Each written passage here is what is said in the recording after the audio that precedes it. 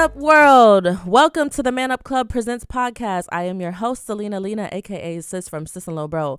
I also work at the Man Up Club as the program coordinator. Today is a really good episode. We're going to talk about art, we're going to talk about fatherhood, and we're going to talk about the fight for discipline. I have a very special guest here with me today. His name is Joseph S. Bard. Okay, he's also known as Drunken Monkeee.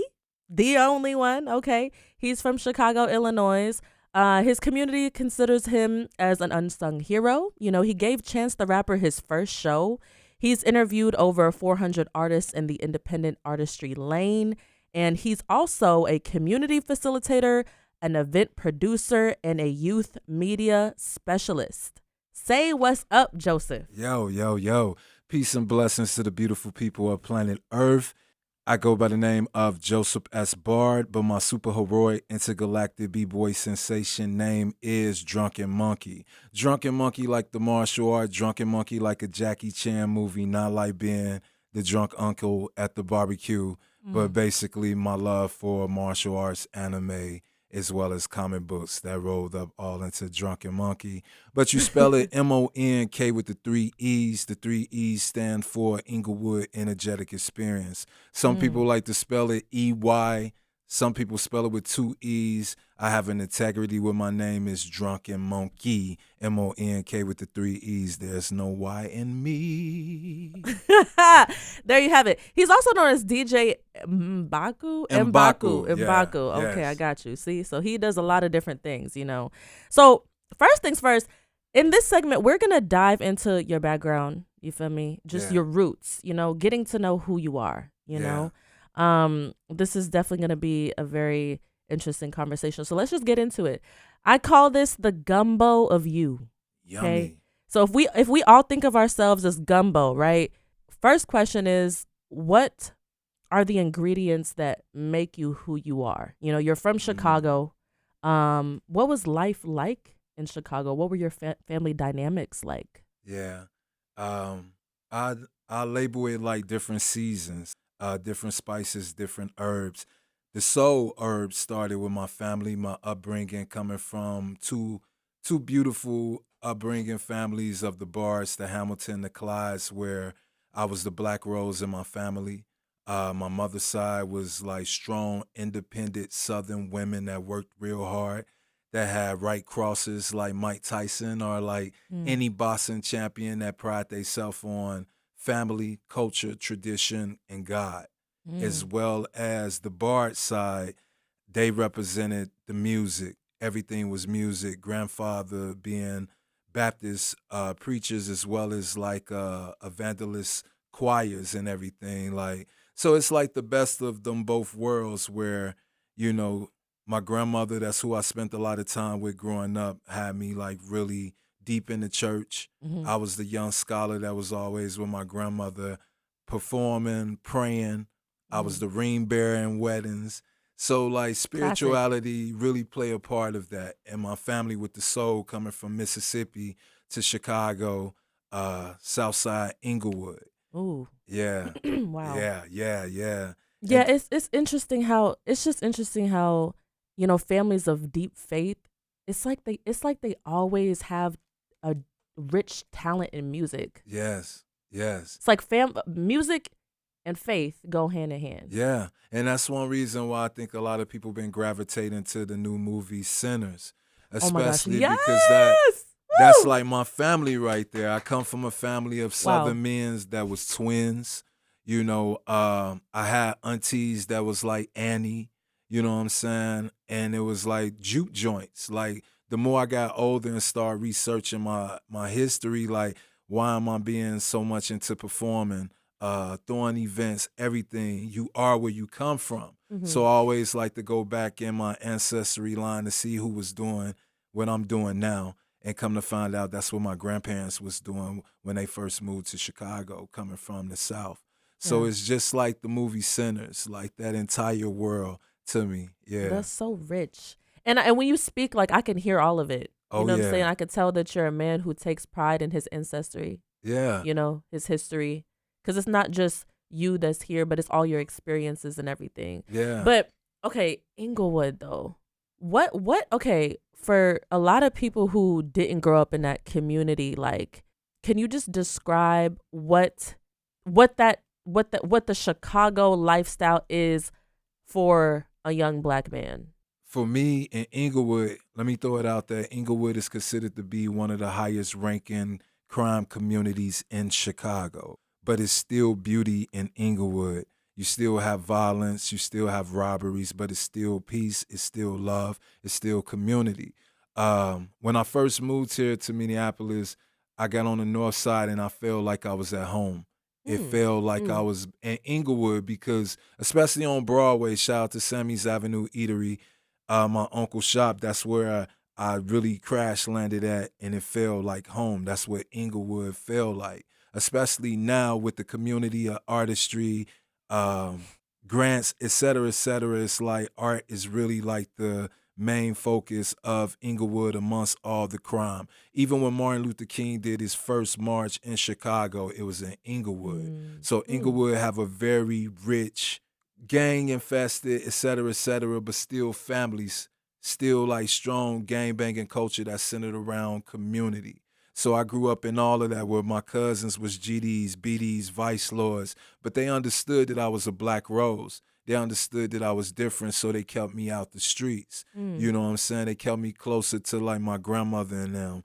But you know, just like any young man, you addicted to like the role models that's in your life. Right. And my father represented that. My cousin Alfie represented that. My uncles and them represented that.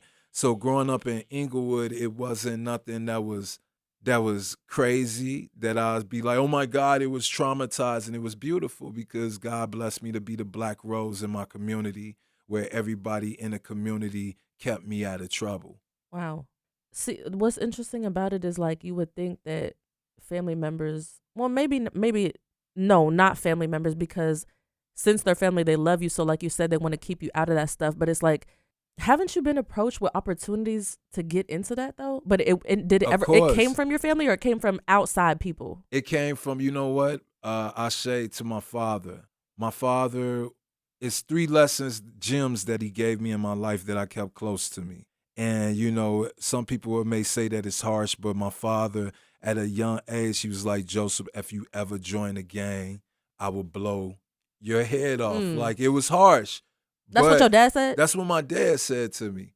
But that kept me from joining the gang. That kept me from when the opportunities approach. Like, I'm known within my community, like, then fought like 8 to like 9 people because of like, yo, you joining this gang. It's like, no, my father gave me a principle, so I stayed true to my father principles. That's not to say that I didn't act like I didn't excuse me. That's not to act like I wasn't trying to perpetrate some parts of my life. It was the moments getting to high school, you try to act like you're a GD. You try to act like you're a Stone. You try to act like you cool to fit in. But like, that has always stayed true to me when them opportunities approach to be a part of street culture that, no, I can't do that. That's not the wave. That's not what I'm trying to do. And I don't judge anybody that go that way because you got some people that's grow up in that lifestyle where they father, they uncle, they grandfather are tied to the streets, ties like that, where it's like you have to be under this star, you have to be under this principle because it's deep rooted in the family. It wasn't like that for me. Yeah. Yeah, what you said is kind of like, dang. Because although you understand it from that perspective, okay, my family's been deeply rooted in this, this is like the lifestyle, this is the culture. So yes, you don't judge them because you know what it's like and you know how heavy the influence is over, young black men. Yeah. But at the same time, like, it's like from my perspective, it's like at some point that young black man has to get mature enough to where he realizes like, okay, you know what? This is not what I want for my son coming up. Yeah. You know what I'm saying?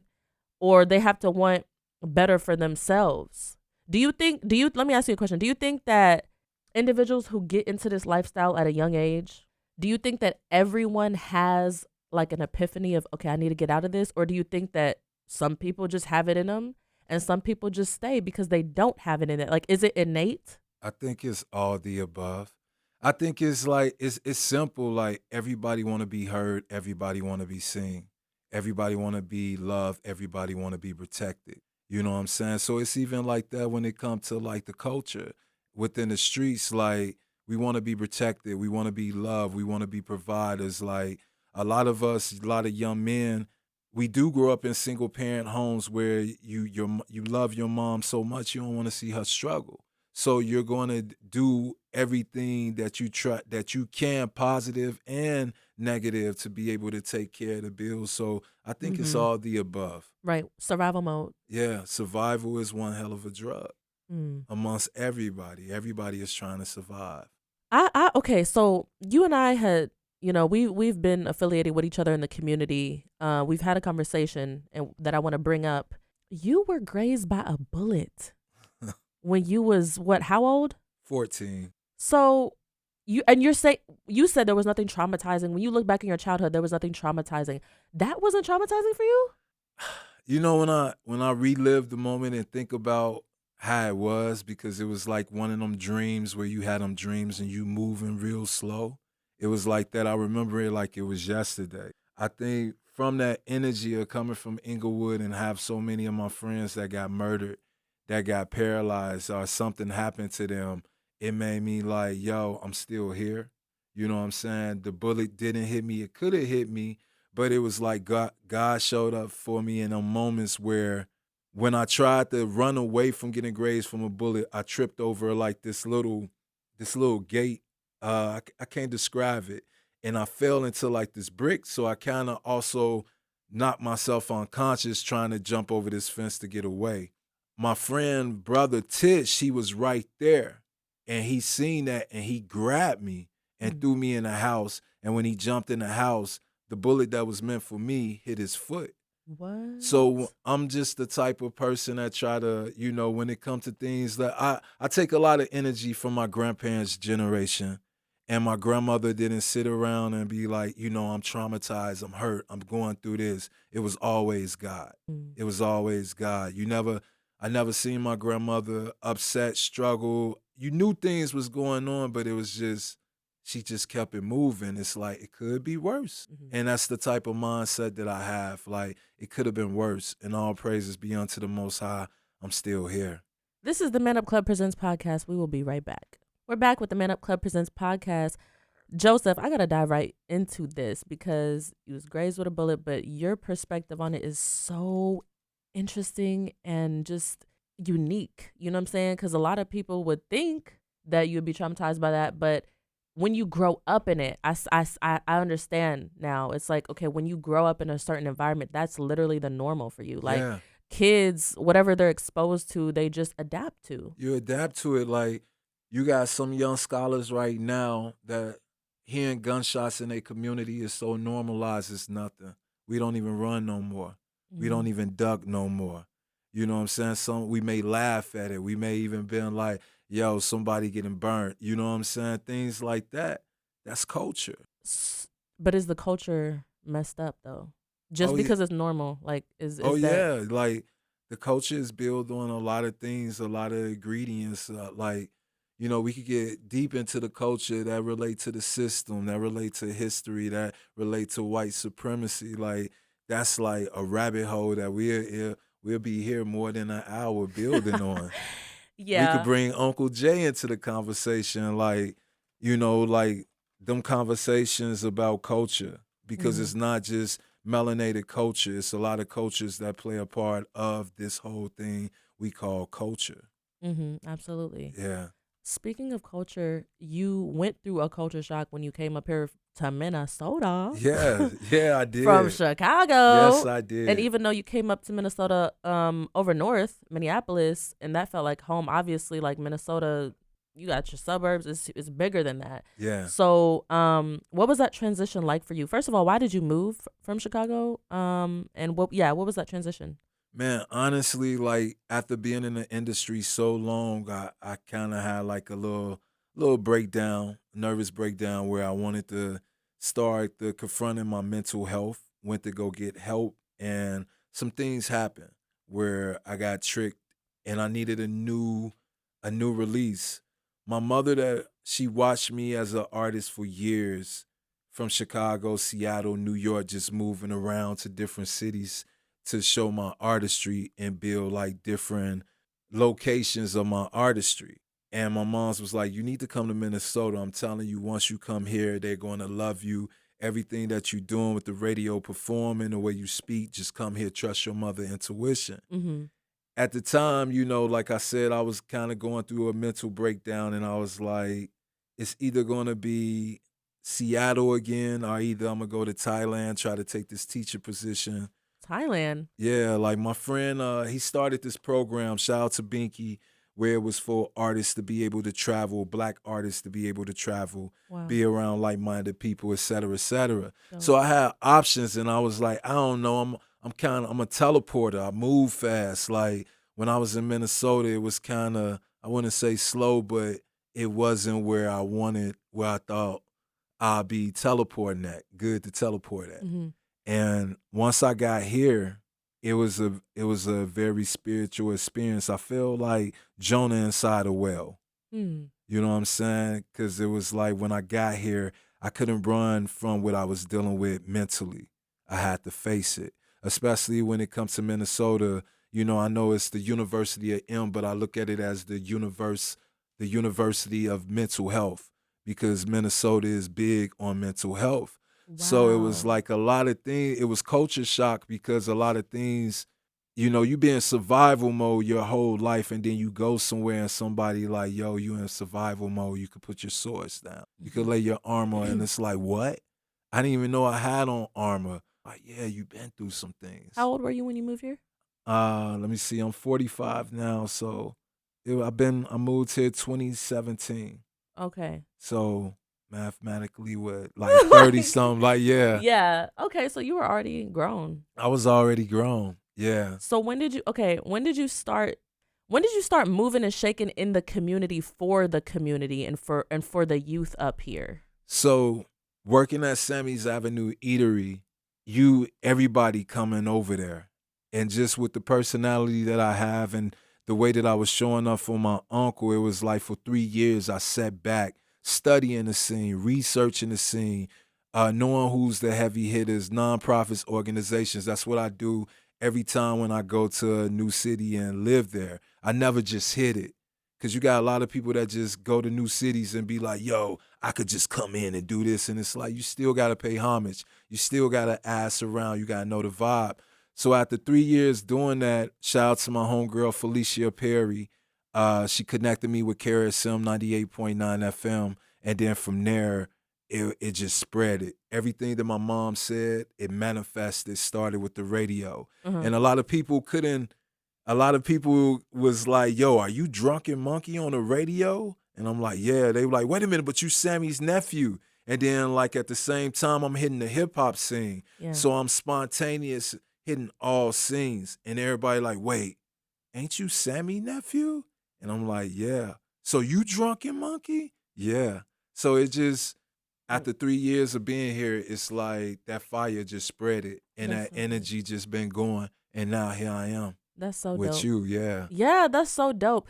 And I just want to point out the fact, first of all, I want to point out and commend the fact that, you took the steps to consciously be like, I'm going to move to a new city and I'm going to ask the questions of who's who, pop up at the events, connect the dots with people, network. Yeah. And that's how you found your grounding. That's how you took root in a new place. Yes. And I think a lot of people, especially in our 20s, we're going through a lot of changes. We have the freedom to be able to move from one city to the next because the sky's the limit for us. Yes. And so it's like when you're in that space of trying to figure out where's your space, right? And building your life, a lot of people do be like, okay, well, I'm going to just go here, and I'm going to just see if I can make it pop here. And a lot of people, they either return back to their home place or forfeit their plan of doing something different.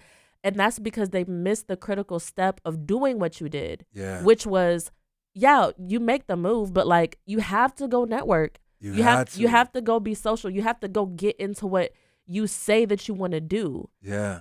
Because faith without works is dead. It's dead. So it's like you can have the faith to be like, okay, I'm gonna like change my whole life around right now, and but you're not following through with things. But look at what you did. You know what I'm Yeah. saying? Like you started to build a name here. People started to recognize you here. You know, and it did help that you had your uncle. So he was, and rest in peace to Sammy, because he's done a lot for us with the Man Up Club and just knowing Mr. Dean and everything. Was he already here before you came here? He was already here. Okay, it helps to have family too. Yeah, and people he was that you already do know. here. And you know, I'm always big, like how it connected was through the sister Servan. She brought me over to Sammy's. And then from there, it's like it connected there where like it was a heavily family relationship where Sammy became my uncle. We look alike. Like Yeah. all of that is crazy, you know what I'm saying? So, and I really took that and I ran with it. So even when I'm in the community, I know that like I have to be on my best behavior because of the legacy of Uncle Sammy. And even to throw this out there to the artists, like I recommend that all artists, like yes, we got social media, but it's the Wild West now. Everybody is on social media. Mm. Grandma's on social media, the dog on social media, the bird, everybody. When my life end, I want to be able to look back and smile like, yo, I did that. And it's something about when you only got $100 to your name and you got a homie who stay in this city and they like, yo, it's popping, you should come out here. And then you do a little homework and then you just go out there, that go on, walk on faith, take a leap of faith. I am a fan of that. I have sacrificed so much doing that because I have listened to a voice within me saying like, Joseph, I need you to do this. Joseph, I need you to do that. Go to this city. And it's like, yo, I don't have money. I don't have this. I don't know that. How I know it's going to pop? Yo, just do it. And I swear to God, New York, Seattle, Kansas City, Missouri, like everything, like these places that I've been to. And I may get emotional because it's like God has always been like my road manager, right? Because like going to certain cities where people don't know me, people don't know me from Adam or anything, I go to these places and it's like it's already laid out for me. It's already laid out for me to shine, to be able to just be my true authentic self. That's and real. me being me, it motivate others to like Be themselves. yeah, it's kind of like Joseph in a Technicolor coat. That's what my life really feel like. You know what I'm saying? So, yeah. Oh, that's real. Thank you Yeah. so much. Like for real. And see, real men cry. So I honor that. No, they do. They do. And I honor that. I really honor that because I see the passion and I see like, you know what I'm saying, through your story and what you're saying and through like the emotion and everything. It's like God really has came through for you. Yeah. You know? Yeah. Because you've been on this earth for 4 decades. Yeah. That's almost 4 crazy. decades, almost 45, halfway through the 4th one. Right. But you've lived a lot of life. And like for people out there who don't know what they're doing or who want to change their life, or you think that this is going to be like you're stuck in a position, you think like, oh man, this is just how life is going to be for me. It's every day. Like it's so mundane. Like I can't get out this situation. It's like, no, this is a brother right here who literally moved to a whole nother city, state at, you said what, in his 30s, and like created a name for himself, like started to build a community where you can be your authentic self. Yeah. I feel like to come to a place and have that community and to be your authentic self and make moves and make things happen and work on your dream and work on your passion, like that's the dream, you know? Yeah. That's the vibe. That is a vibe. A lot of people get stuck. Yeah. And you were not stuck. And don't get me wrong, I got stuck when I got to these places. Like that's when the real battle began because it's like you gotta eat, you gotta have money. You know what I'm saying? And then that's where your morals have to come in. Your morals have to come in because, you know, yeah. Yes, this is a good conversation. We will be right back on the Men Up Club Presents on Holy Culture Radio. We are back on the Men Up Club Presents podcast. Joseph, we've talked a little bit about that Chicago life. We've talked about how you've been, you know, a traveler, you know what I'm saying, just established your name here. But let's also get into your adult life now. My understanding is that you are a father. Yes. Yes. Can Can you talk about your kids? How old are they? And when did you have them? Blessings to my babies, my mini-me's, my music notes, the Snuggle Crunch kids. That's so cute. Yeah. My daughter will probably be like, I'm not a kid no more. My daughter is 21. She's the spirit of the Snuggle Crunch kids. Her name is Harmony, 21 years old, amazing young lady. Then I got my J. Cole, my Kendrick Lamar kid, which I call Joseph Hendricks. Okay. Joseph Hendricks is 15 years old. He's the brains of the Snuggle Crunch kids. Super intelligent, just, yeah. And Harmony is very spiritual, so that's why she's more of the spirit. Then you got the heart, the new baby, Amari Ellerton. He's 1 year old, and like, I didn't think I was going to be a father after 45. Wow. I mean, after 40. So, Right. you know what I'm saying? It's like being a father I had him when he was, I was 44, his mother was 39. Ooh. So it's like it's a different type of energy because you got a lot of different parents now that's over 40s that's still having kids. You know what I'm saying? And that's a whole nother dynamic. Having two babies before him, it didn't really prepare me for where we at now because it's a lot. I got to be on my health. Because think about it, my son, Amari, he's going to be 18 when I'm 62. Wow. You know what I'm saying? Yeah. Yeah. That is true. Yeah. So that's real. a challenge, right? It Parenting at an older age. It is. Why? Because it's like now, I still look like I'm in my like early 30s. Because the black don't crack? It do not crack, man. All of that. But it's like, I guess it is real. When you hit them 40s, your body just naturally start doing things that you like, yo, all I did was sneeze and I got to go to the hospital, bro. What is this? Like, man, you in the gym. I go to the gym hard. I train hard. That's my happy place. But it's like my fatigue, I'm tired. And you got a little baby. And I got a little baby. So now that it made me really go into like how I'm eating, knowing the difference with starchy veggies, with like the right veggies to put in my body and everything. So it's like it's transforming me to like really take my health serious. Because I don't want to be, and not knocking any parent that take their kid to the park, but I don't want to be the parent that's like, just go run. Just go get on a slide. You will be okay. I'm gonna just sit right here. Like, nah, man. Right. I'm trying to flip. I'm trying to all you that. want to be that active parent. Yeah, I so get it. I'm that parent that's doing dips. I got you. You know what I'm saying? Like exercising while playing with the kids. So how did that come about then? So your kids, are they from the same mother? Are they? This is where it get real. Okay. I have 3. I don't call them my baby mamas. I don't let anybody call them my baby mamas. The mother of my children. I have. I've been blessed with 3 intelligent, successful, powerful women to be the mother of my children. And even then, right there, that becomes like later in age. As a child, you played as a child, but now that I'm a man, I must be a man. I feel like now I'm kind of paying for like some of the things that I did when I was younger, careless, not really responsible. Yeah. At a young age, coming from a family of women, I seen them go through some things, so I pride myself on like, yo, I'm not going to be this type of man. I'm going to be the ultimate type of man just to get older and become the man that I said I didn't want to be when I was younger. Be specific about that. What type of man did you not want to be when you was younger? I didn't want to be a womanizer. I didn't want to be a dude that was just a womanizer, disrespectful, putting his hands on a woman.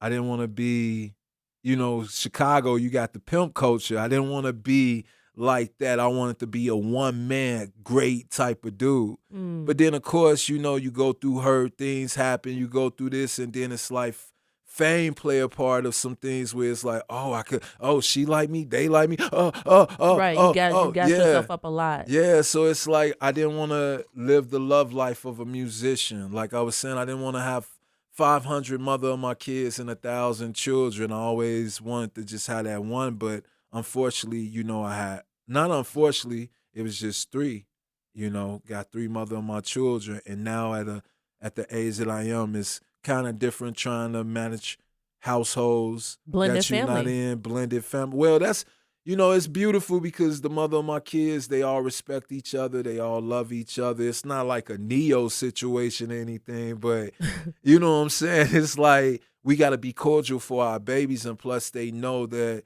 they got one of the world's greatest men as their child father. So it's like we all got to work together. But sometimes I still look back and be like, yo, Question. Are you in a monogamous relationship? What you mean? Like, what is it, monogamy? Meaning like one person? Yes. Yeah, yes.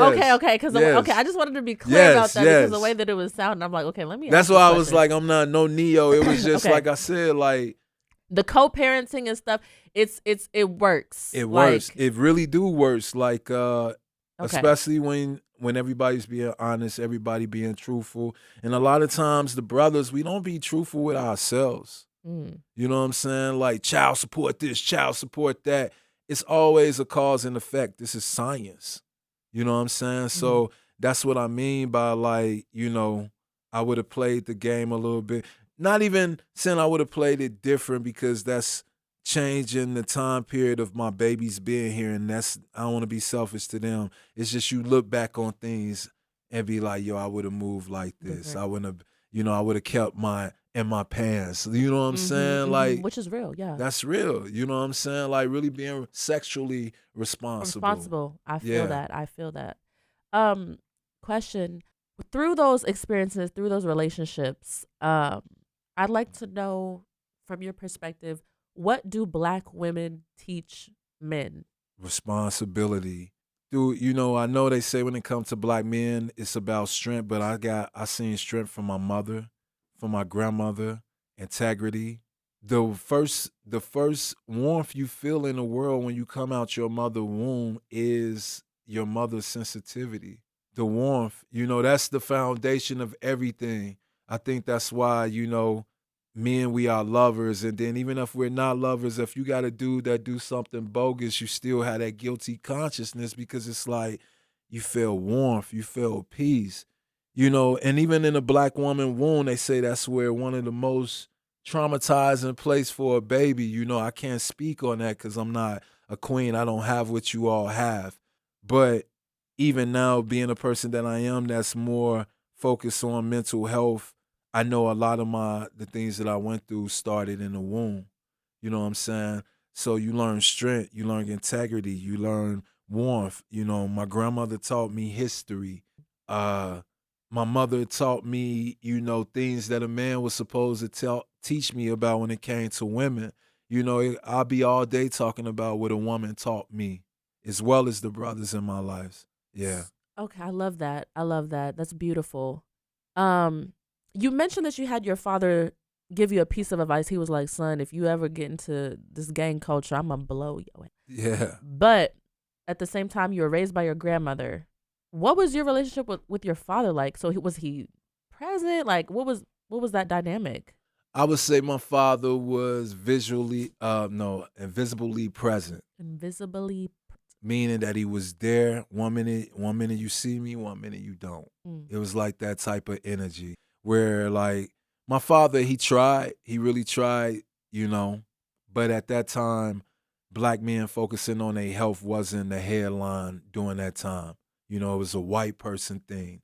So my father had some things that kind of made him like drift a little off, but he still tried. He still tried. Just like I told you, like the only thing that I got upset at my father about was not taking me to see a martial art movie as a kid that he went to go see himself. That was it. But other than that, it's time periods where he came in my life that I still hold to me, that I still think about. And it goes back to even like I was saying with the example of when I got grades. My brother and my sisters. My sister died when she was 2. My oldest sister never really got to experience my father. My little brother, he never got to experience my father. Out of all my father's children, I got to experience him singing.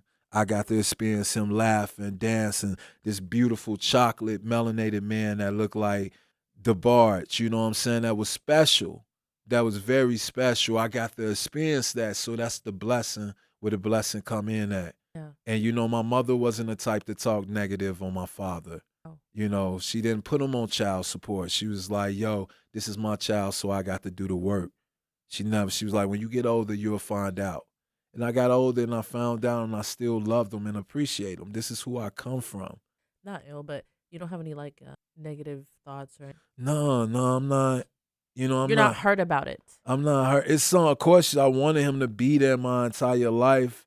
You know, I would have loved him to be there, but, you know, the time that he was in was impactful, so I'm good with that.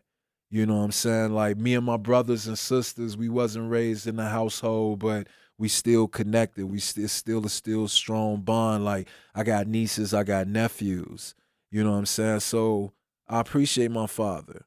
You know, the talented man that I am is because of my father. You know, so I've been blessed with some good things from him, so I'm good with that. I respect that perspective. Here's another question. Do you think that a person can be an exceptional father if they didn't have their own father consistently in their life? Of course. Of course. How? It's kind of like this. Like, me and my homies was talking about, talking about God the other day. And like, how could I put it? He said something dope. He was like, yo, can a person not read the Bible, never go to church, or have a person raise them about love of God, still be a good person? And I was like, and he was like, I could show you a million people that's still good. Yeah. That's still great. You know what I'm saying? So to answer that question, yes. Yes, because energy is real. Energy is real. If you didn't know what hate was, if you didn't know the difference between hate and love, and you didn't have these words, the energy of love feel good. It feel great. Like, yo, when I make this person smile, show up for them, it feel good. You feel it in your body. You feel it in your soul. Hate feel different. Even if you crystallize water and put in the freezer and write hate and love on it, it's going to crystallize and freeze different. Everything is vibration. Everything is energy. Energy is still going to do what it needs to do. You know what I'm saying? Mm-hmm. So even if you don't have a great father, you could still be a great father and still make the mistakes of a bad father. True. Period. We'll be right back. Bars. We are back with the Man Up Club Presents podcast talking to Joseph. This is a beautiful conversation that I'm enjoying. We have to hit with faith, mental health, just taking care of yourself as a man in this world, because it's so essential. The energy that you give off is just so, peaceful, positive. It's like everything that you've been through. You twice as old as me. So it's like you've been through real life things that I don't have that experience in. But my question is, like, how do you take care of yourself up here and right here in the heart? What are your practices that, young men can also follow up with? I have a routine that I do where it's non-negotiable, where, of course, I got a therapist. Took me a while to get into that world, but I ended up getting me a therapist as well as... I got to clap for that. Thank you. Because our community does not think that therapy is essential. We self-medicate, you know what I'm saying, exactly. et cetera, et cetera. But, that also goes back to, like I said, like, things within the system that didn't happen where, we've been tested on, experimented on, and that's another conversation. So it kind of take us time to get to where we need to go, but when we get there, we're going to go all out. And it took me to get to Minnesota, like I said, to really start focusing on meditation, the mental health world, you know what I'm saying? Things that I already knew, things that I already come from, but like, it's like, yo, no, sitting and meditating, being still really work. Peace be still. That really work. Like, meditation really work, whether it's visualization, whether it's Kundalini meditation. It's all different types of meditations. But like, tell me about a couple of them, because I've tried meditation and yeah, it's brought me peace and stuff like that. But I don't know. I feel like you can reach another level with it. You can. So like, and see, that's the thing. School me. Yeah, school see, that's us. the thing. Like, I feel like when you pray, you're talking to, the creator, whatever way you want to acknowledge the all by, like, man, please cover me, watch over me, that it is. And then it's like, I feel like that's what Jesus was doing for 40 days and 40 nights, being still, meditating, like, listening, being in nature. You know what I'm saying? So being able to meditate, being in nature, some of the meditations that I do, some people like guided meditation, some people like to use different type of vibration frequencies for what's that, 432 frequency hertz beta waves. Oh, It's yeah, yeah, different yeah. ones, I've heard you of those. know, but regular meditation to me then brought me to the place of where now I can meditate and just be quiet because at the what I mean by being quiet, I don't need music, I don't need guidance, I just need peace. You You just need know, silence, I just just pure need silence. silence. That's it. Oh, wow. Silence. And that do something for me. I could feel it in my body. I could feel it when I'm getting ready to rage out and tweak out. And it's Mm. like a martial art movie. If you look at a martial art movie, they be like, yo, I need to meditate. That really do something to you. That really calm your energy and calm your chi. So to go from trying to wake up at like between 3 to like 6 in the morning, to go from meditating to do my affirmations, where it's like, I am worthy, I am loved, I'm appreciated. You don't have to do that for like 1,000 minutes. Some people like, I need to do like 20 minutes for it to work. No, you could do 5 minutes. You I could do love that 5 character. you could do 5 minutes of it.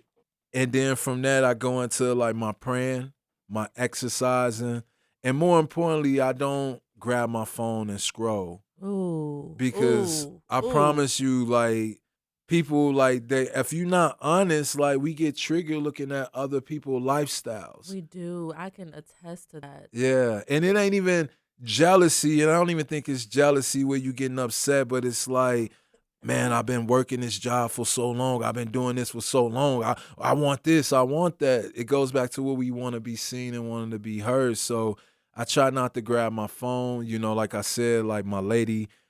She's also into the mental health world where she's a somatic practitioner. So she has really been a safe space for me to really be vulnerable, Mm. to really like show all of me. It ain't always easy for her, but thank God for her patience.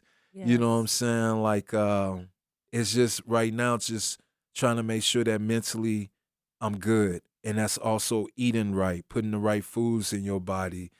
Sleep play a part of that. Exercise. We know what we need to do to really be mentally together. It's the key word. Do you have the discipline? It ain't about motivation, it's about Discipline. discipline. That's it. That's what I realized, man. Like, as much as I need to watch this motivational video, I need to do this, I need to do that, I need to be around all these great people. I just need discipline. Period. I just need to be disciplined, doing what I need to do that I want to do for myself. And a lot of times we let what my family say, what the world say, oh, I'm a black man, so I got to be like this. I need to be like that. I need to dress. No, this is how I need to be. This is how I need to move. Even in a time with like everything going on with the administration, with like America, Right. and not to get deep on that, I'm like, I'm not letting that stop me from where I need to go. Especially coming from the family that I came from. Like, my grandmother, they didn't have social media. They didn't have technology. They didn't have none of them things. And they made it. And I always remember when my grandma, like, yo, grandma, yo, what did y'all do? What did y'all do? What did y'all do? What did you do? What did you do? Right. And my grandma, like, yo, we had love. We had community, the essence of it. So that's where I'm at with it now, where it's like I'm going back into like my grandmother rituals of what I seen her do. Like, she didn't go out, you know what I'm saying? And that's also difficult being a person that I am. Just talking to my dude Soul Tudas about that, where he was like, people want to see you out. They like, where's Drunken Monkeee? I'm DJing. They asking like, drunk, drunk, drunk, drunk. His energy, where you at? Where you at? And it's like, I feel like God got me kind of like in this Phantom Menace stage where it's like what you hear about Drunken Monkeee, it's like unbelievable. Then it's like when you meet me, it's like, yo, it's like it's like God got me in a place where it's like I can't be accessible. I can't, but you got to go out.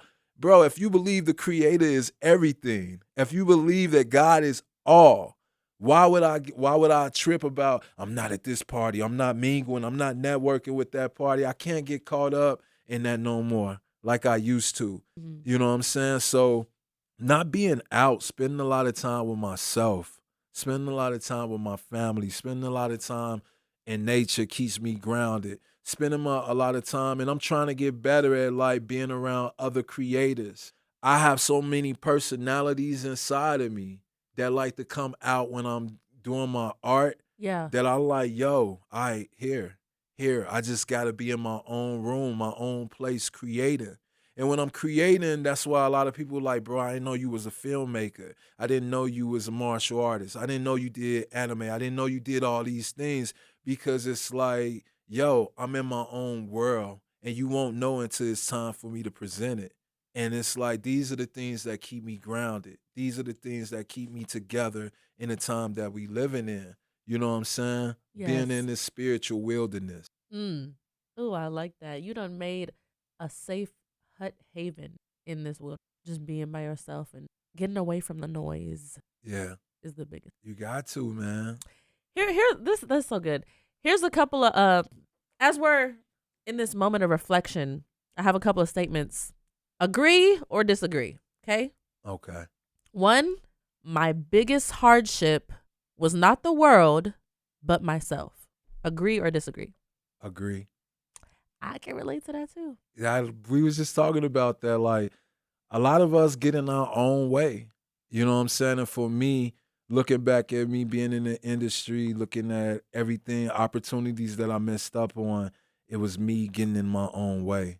So that's why I'm like, mental health really plays a part of your artistry. Not just, don't use it just for, oh, I went through something, so I'm gonna write a song about it. Like, no, like, you You know got what to I'm do the saying? work to heal that Do too. that, yeah. Like Cause express it and do that, but yeah, yeah, you deserve the heal. We all deserve it, right? absolutely. Second statement, I regret some of the decisions I made. Agree or disagree? That's a hard one, but I'm gonna say I disagree. Only because some of the moments wouldn't lead to the light of me being educated, knowing not how to create the moments again. You know, Mm. honestly, yeah. I look at it like the old me will be like, yo, I lost.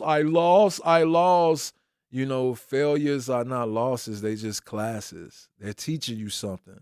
If you choose not to learn from it, then you're gonna constantly fail and fail and fail and fail and fail and fail and fail and fail and fail. You know what I'm saying? Yeah. Yeah. Okay, while we're on the topic of mental health, I will say this. There's a reason why mental health in the Black community is life or death. Okay? Yeah. The reason why I say that is because one, unaddressed pain becomes destructive. I mean, we see it in our community all the time. Like Black men often grow up being taught to suppress emotion, to man up in a toxic sense, right? Yeah. That silence builds pressure, and that pressure turns into violence. It turns into substance abuse, like you said, like self-medication in a really bad way, depression. And the other reason why I say that mental health in the Black community is life or death is because there's a real stigma in our culture. Yeah. You know, too many Black men, they feel shame asking for help or being vulnerable or crying or whatever. And it's like, no, like that's a normal human emotion. So that stigma in our culture, it literally keeps people from seeking therapy or talking to mentors or admitting when they're breaking inside, Yeah. you And know? then let me throw this So I in there. commend you Yeah, for your thank mental you. health journey and just telling people what's really going on. Like, seek that help. Yeah, because even like as a person that started doing the work, the mental health world even failed me too, and that made me come up with like a slogan. One song I was writing on, like, what happens when a therapist need help? You know what I'm saying? Because I done everything where it's like, black man, go get the help, go get medication, go get that. And then when I went in that world, I felt like I was just a number.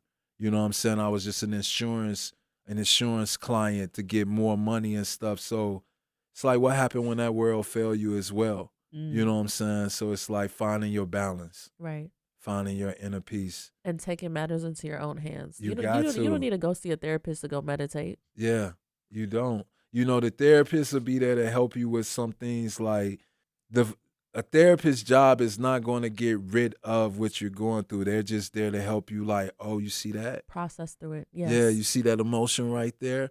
You see that you're crying? Like, I am.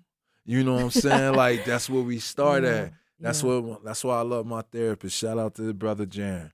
Last thought. What's your last thought that you could give on the Man Up Club Presents podcast? Man, the last thought that I could give is love God, love life, love yourself. Love God, love your life, love yourself. I feel if you do them three things in order, then I promise you the world will be better. If everybody just do them things, then everything will be okay and everybody will be an example to each other. Love God, love life, love yourself. This has been another great episode. Thank you for coming. Thank you for having me. And Pop bless, Tarts. yeah, and orange juice. Blink. I said blink. Yeah, guys, tune in for the next episode with us, and we will see you another week. God bless. Peace, peace, peace.